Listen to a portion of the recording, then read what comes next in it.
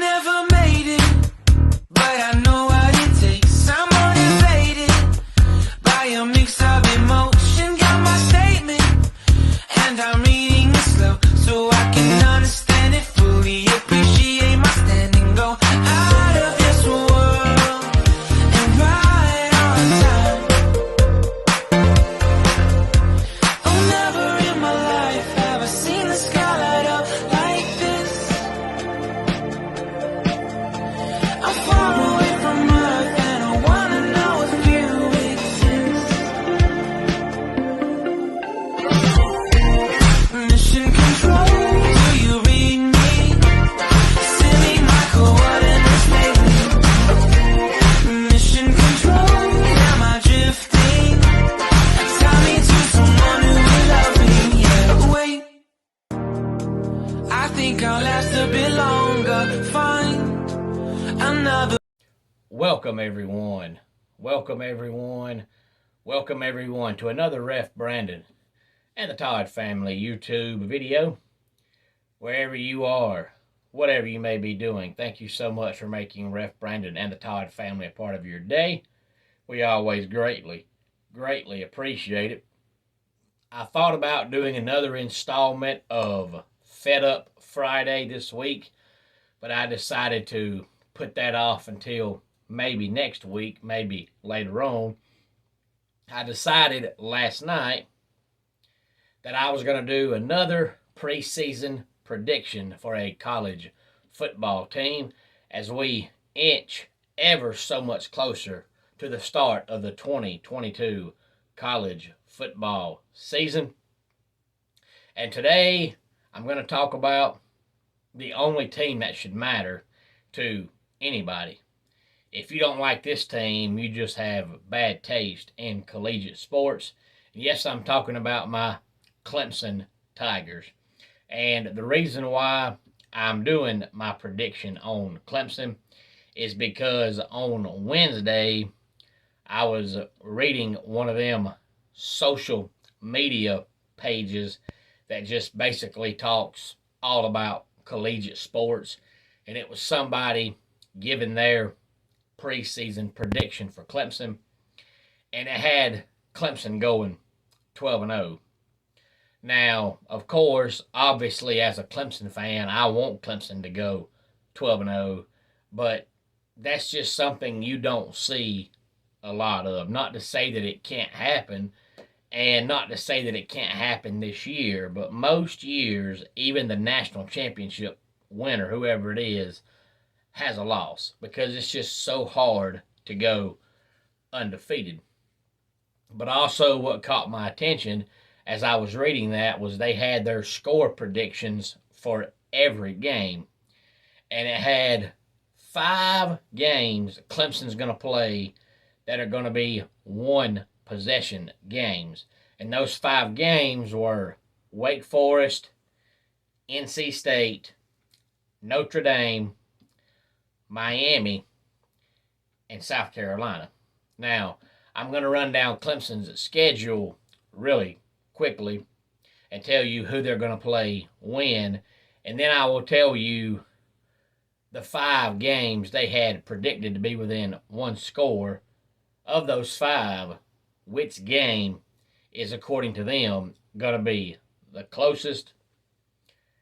Clemson opens up on Labor Day night, if that's a thing. Nobody ever says Labor night, but it is the evening of Labor Day, that Monday night. Of course, we all know that college football starts 1 week earlier than the NFL, so that Monday night, which is Labor Day, they get the Monday night football game instead of the NFL, so you get college football on Thursday, Friday, Saturday, Sunday, and Monday.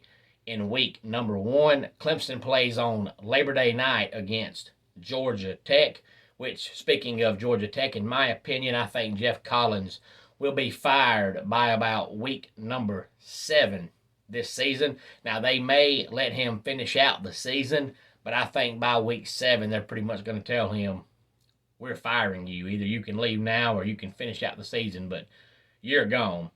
Week number 2, they play Furman, Week 3 is Louisiana Tech, and Week 4 is Wake Forest. Week 5, NC State. Week 6, Boston College. Week 7, Florida State. And Week 8, Syracuse. Then they have their bye week, and then they finish out the regular season, the last 4 games: Notre Dame, Louisville, Miami, and South Carolina, which is a pretty rough stretch because according to most people, Notre Dame is going to be a top 10 team, and Miami is going to be a top 10 team, and South Carolina is going to be a much improved team if you believe most of the hype going on right now around South Carolina. So the final 4 games, the easiest one should be Louisville, and I don't think they're a pushover.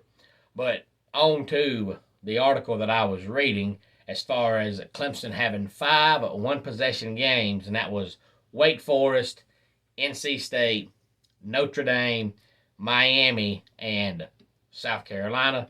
The thing that caught me the most off guard in that was not that they're going to have 5 one-possession games, because that is completely feasible, but they've got Wake Forest losing to Clemson by 8 points.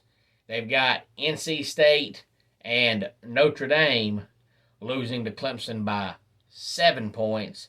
I think they had the Miami game 8 points as well, but then they've got South Carolina only losing to Clemson by 3 points. And not only are they going to lose to Clemson by 3 points, but they're going to put up 35 points, which will be, according to them, the most points Clemson gives up all year long. Because outside of that game, the only other team that's going to break 30 against Clemson is Notre Dame, and they've got Clemson beating Notre Dame by the score of 38-31. So now, going undefeated is really hard.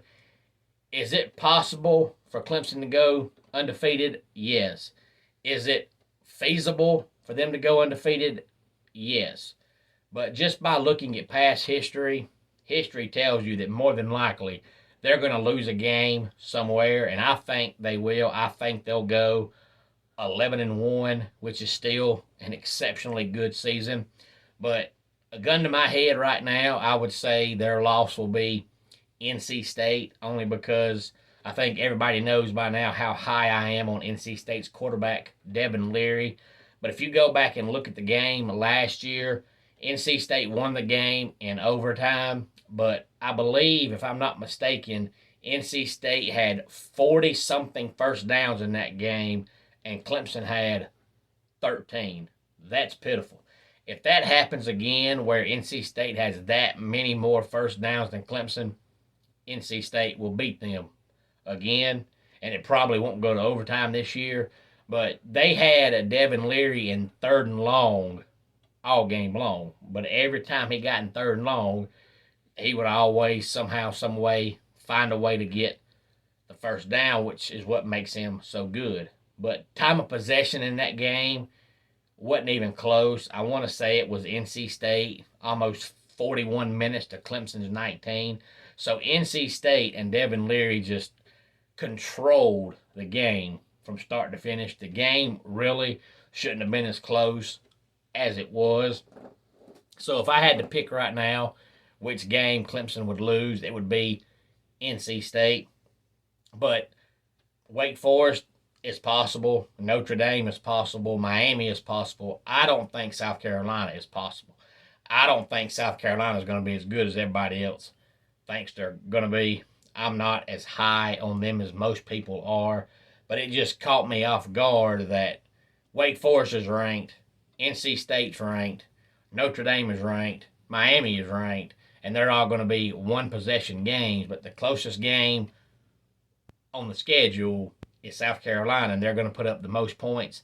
South Carolina's offense last year wasn't near as good as Notre Dame's or Wake Forest or NC State. And to my knowledge, the person that wrote this article is not a Gamecock fan, so I'm not sure why they're so high on South Carolina hanging with Clemson, because that game last year wasn't close. And Clemson finished 100th in the nation last year in offense. And I expect their offense to be much, much, much better. They finished 8th last year in total defense. And honestly, really, truly, their defense was probably top 5, but it finished 8th overall because the offense was so abysmal, so terrible, so awful, so atrocious, so embarrassing that the defense was on the field the entire game. So by the fourth quarter, the defense was gashed because they were on the field the whole time. So if they could have moved the ball on offense at all last year, they probably would have had a top 5 defense. Now, I will say the offense did get better in the second half of the season, but the first half of the season, it was pitiful. I've seen pee-wee football teams move the ball better. And, of course, DJ being the quarterback, he gets all the blame. That's just the way it's going to be. But if you actually sit back and watch and not just automatically say, oh, it's the quarterback, it's the quarterback, it's the quarterback. Yes, he had some pitiful throws, and there was plenty of times he had wide open receivers and just threw the ball too late.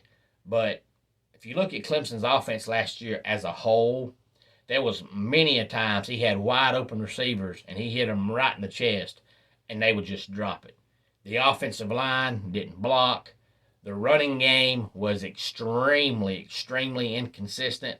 And we didn't have no speedy wide receiver last year. What I mean by that is over the years, if you've followed Clemson at all, you know they've always had somebody kind of like a Ray McLeod or Artavis Scott, guys like that, if everybody downfield was covered and the quarterback was getting pressured, they were so fast they could run out 3 yards and catch the ball and turn a 3-yard reception into a 30-yard gain. Well, last year, Clemson didn't have that. Every receiver they had were all built the same. So all they had was a bunch of guys to just run downfield, and that was it. And they turn around, catch the ball where they were, and fall down. They didn't have no underneath guy to rely on, and that hurt the offense tremendously. But when your offensive line can't block, and you can't run the ball, and the receivers can't catch, you can't blame everything on the quarterback. But now, there was some times when it was completely DJ's fault. But there were times when it was not DJ's fault. He just took the blame for it because he's a quarterback. But this year, if the offensive line blocks better and we run the ball better and the receivers catch the ball better and we still don't move the football, then DJ will lose his job. But I believe if the offensive line blocks better and we run the ball better and the receivers catch, I think DJ will be perfectly fine. But we don't need a top 10 offense. As good as our defense is going to be, if our offense can be 50th in the country, as long as we don't turn the ball over, Clemson will be fine. So my prediction is 11-1, and I think out of all 5 one-possession games that this social media writer had written about, Wake Forest, NC State, Notre Dame, Miami, South Carolina, if all 5 of those games are one-possession games, the closest one will be NC State. But I've watched Wake Forest's offense too many times since Dave Clawson's been there, and I'm not convinced that'll be a one-possession game. And Miami, I'm not convinced will be a one-possession game. And South Carolina, I don't believe will be a one-possession game. But I do think Notre Dame will be and NC State will be, and it wouldn't surprise me if Florida State is. I think Florida State is going to be much improved this year. Again, any thoughts on this, please feel free to let me know. I've got Clemson going 11-1 this year, 8-0 in the ACC, 11-1 overall, because I think their loss will be either NC State or possibly Florida State, but I'll go with NC State. Let's go ahead and get our dad joke of the day in here. I've never understood why they called the show SpongeBob. We all know that Patrick is the star of the show. And that wraps it up for today's Ref Brandon. and the Todd Family YouTube video. Until next time, it's Ref Brandon saying, just like in pro wrestling, life can be over by the count of 3. Tell your friends and family how much you love them. Bye.